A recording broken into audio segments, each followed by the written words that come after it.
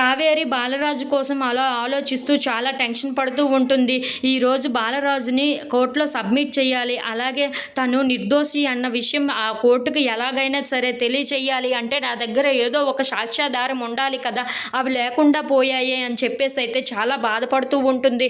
ఇంతలో అక్కడ ఉన్న కావేరి మాత్రం ఎలాగైనా సరే ఏదో ఒక ఆధారం వెతుక్కుంటూ వెళ్ళి బాలరాజుని జైలుకు వెళ్లకుండా నేను కాపాడుకోవాలి అని చెప్పేసి అయితే అనుకుంటూ ఉంటుంది. ఇంతలో అక్కడ ఉన్న కానిస్టేబుల్ గుర్తు వచ్చి, కానిస్టేబుల్ గారు చాలా మంచివారు, ఏదో ఒక ఉపాయం అయితే చెప్తారు కదా, ఎలాగైనా సరే అతని దగ్గరికి వెళ్ళి ఏదో ఒక విధంగా నేను బాలరాజునికి జైలుకు వెళ్లకుండా నేను ఏదో ఒకటి చేయాలి అని చెప్పేసి అయితే అనుకుంటూ ఉంటుంది.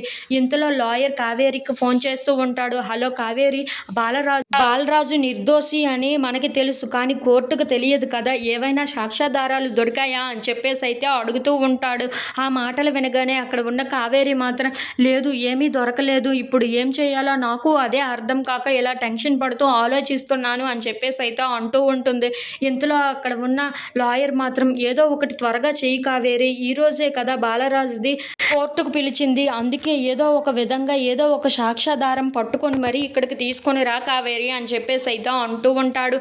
ఆ మాటలు వినగానే అక్కడ ఉన్న కావేరి అయితే సరే, నేను ఆ కానిస్టేబుల్ దగ్గరికే బయలుదేరుతున్నాను, ఏదో ఒక విధంగా బాలరాజుని బయటికి తీసుకొని వచ్చే ప్రయత్నమే చేస్తాను అని చెప్పేసి అయితే ఫోన్ కట్ చేసేస్తూ ఉంటుంది.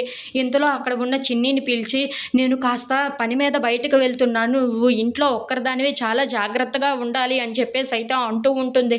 ఆ మాటలు వినగానే అక్కడ ఉన్న చిన్ని అయితే ఒక్కసారిగా షాక్ అయిపోయి, నువ్వు బయటికి వెళ్తున్నావు కదా పని మీద, నేను గుడికి వెళ్తాను, నాన్న కోసం మొక్కుకుంటాను, ఈరోజు ఎలా కోర్టులో కేసు ఉంది కదా, అది మనం ఎలాగైనా సరే గెలవాలి అని ఆ దేవుణ్ణి మొక్కుకొని వస్తానమ్మా అని చెప్పేసి అయితే గుడికి వెళ్తూ ఉంటుంది.